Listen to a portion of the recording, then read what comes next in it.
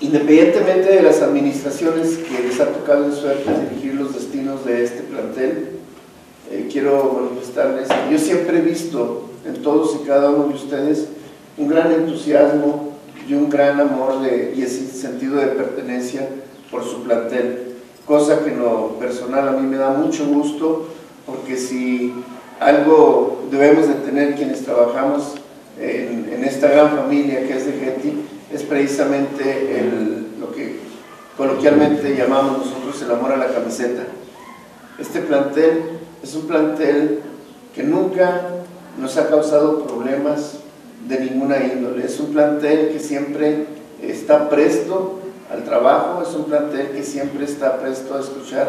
Es por ello que es un plantel con resultados. Por eso yo los felicito.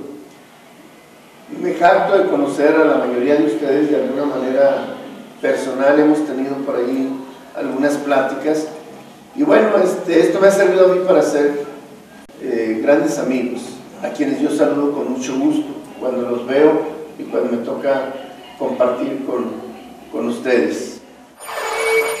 Ingeniero José Antonio Ávila Díaz, comunica a usted que a partir del 1 de abril del año en curso ha sido designado subdirector técnico del Centro de Bachillerato Tecnológico Industrial y de Servicio número 42 de Guadalupe Victoria Durango de la Dirección General de Educación Tecnológica Industrial.